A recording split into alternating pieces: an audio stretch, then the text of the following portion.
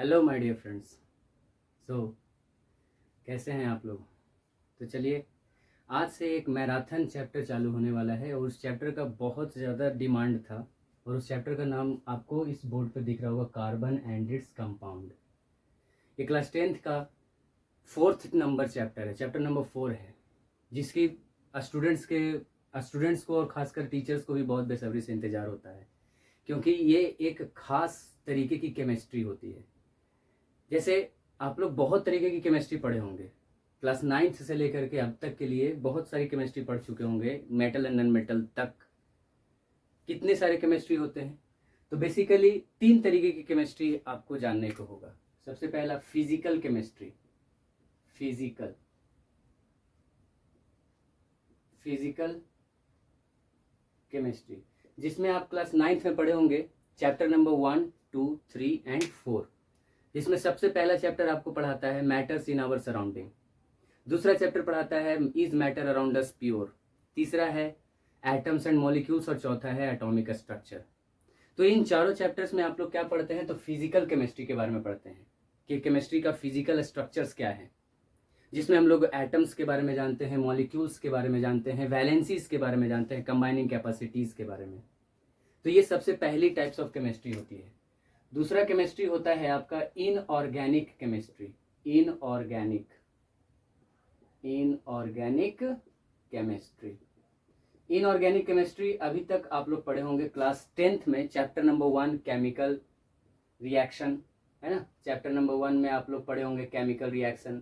Chapter number 2 में आप लोग पढ़े होंगे acid basis and salts, ABS मैंने लिखा है शॉर्ट में, केमिकल रिएक्शंस को CR लिखा है। और लास्ट में आप लोग अभी पढ़ चुके होंगे मेटल्स एंड नॉन मेटल्स। ये 3 चैप्टर जो होता है वो इनऑर्गेनिक केमिस्ट्री को दिखलाता है, जिसमें हम लोग ionic bond, ionic compounds, ionic structures, यही सब बातें हम लोग डील करते हैं। और जो लास्ट में एक तीसरे तरीके की जो केमिस्ट्री होती है उसको बोलते हैं ऑर्गेनिक केमिस्ट्री। ऑर्गेनिक, ये है ऑर्गेनिक केमिस्ट्री।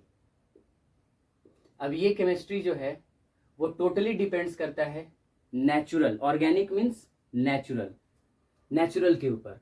मीन्स एक ऐसा केमिस्ट्री जो हमारे चारों तरफ इर्द गिर्द, आप एक बंद कमरे में बैठे हैं या आप कहीं खुले आसमान के नीचे बैठे हैं और जो भी आपको चीजें दिखाई देती हैं उसमें से लगभग 90% से भी ज्यादा मटेरियल्स जो होता है वो कार्बन का बना होता है। और वही ऑर्गेनिक केमिस्ट्री का सबसे बड़ा जो हीरो है वो है कार्बन। और इसी चैप्टर्स को हम लोग कहेंगे कार्बन एंड इट्स कंपाउंड। मतलब इस चैप्टर में हम लोग जो भी पढ़ने वाले हैं वो कार्बन से रिलेटेड टॉपिक्स पढ़ने वाले हैं।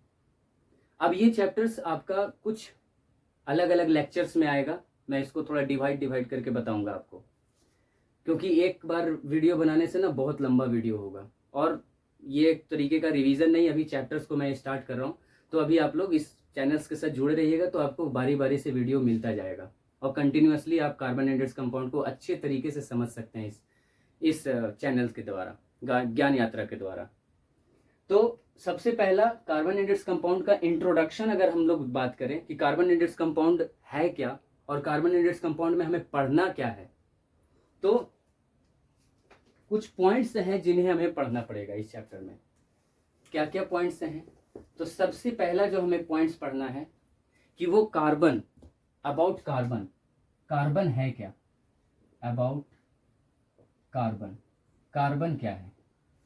दूसरा कि इनके पास में, कार्बन्स के पास में क्या क्या प्रॉपर्टीज होती हैं।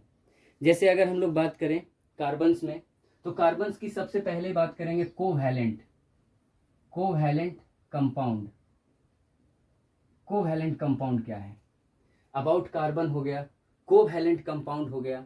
उसके बाद में हम लोग जो डील करेंगे इस कार्बन एंड इट्स कंपाउंड का, तो उसमें हम लोग कार्बन के कंपाउंड्स के बारे में बात करेंगे कि कार्बन्स के क्या क्या कंपाउंड्स हैं। कोवैलेंटली अगर कार्बन किसी के साथ में रिलेट कर रहा है, कोवैलेंटली अगर किसी के साथ कंपाउंड बना रहा है, तो उसकी कार्बन के साथ कैसी कंपाउंड्स बनती है।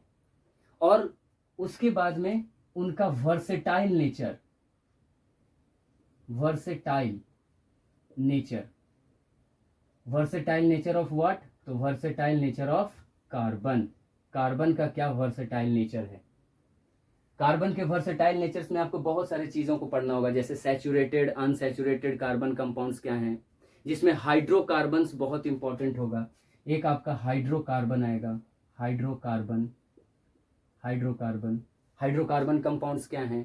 उसके बाद में आपको मिलेगा allotropes, allotropes of carbon. Carbon के कितने एलोट्रॉप्स हैं, बेसिकली हमें इसमें 3 एलोट्रॉप्स देखने को मिलेंगे, diamond, graphite and Buckminster Florence. Allotropes में जो वर्सेटाइल नेचर हम लोग एलोट्रॉप्स में जो हम लोग डायमंड, ग्रेफाइट या बकमिंस्टर फ्लोरेंस देखेंगे, इसके बारे में थोड़ा मैं डिटेल में भी जाऊंगा, इसके स्ट्रक्चर्स क्या हैं, इनका क्या क्या प्रॉपर्टीज हैं, इसके बारे में भी आपको बताया जाएगा। और इसके बाद एलोट्रॉप्स के बाद में जो हम लोग देखने वाले हैं वो अब जो आएगा वो है इंपॉर्टेंट फंक्शनल ग्रुप।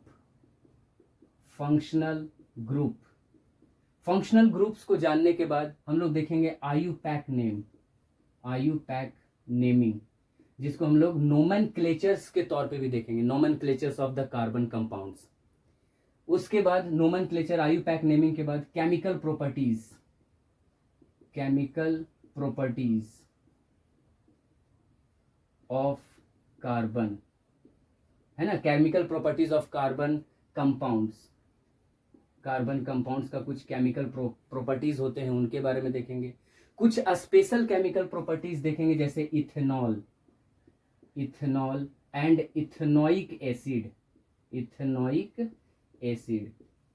इस इथेनॉल एंड इथेनोइक एसिड्स के बाद में जो हमें बात करनी है वो है soaps and detergent, soaps and detergent. ये कुछ फ्यू पॉइंट्स हैं जो हमें इस चैप्टर में कवर अप करना है कार्बन इंडेक्स कंपाउंड में, और इन्हीं टॉपिक्स को देखने के बाद आपको पूरी तरीके से कार्बन इंडेक्स कंपाउंड को समझ में आएगा। और सबसे पहली जो हमारी शुरुआत होगी वो अबाउट कार्बन, कार्बन है क्या, क्योंकि ये चैप्टर तो पूरी तरीके से कार्बन से बिलोंग्स करता है। तो इस चैनल के साथ जुड़े रहिए और कंटिन्यूटी आप बनाए रखें ताकि आप इस चैप्टर को पूरी अच्छी तरीके से समझ जाएं।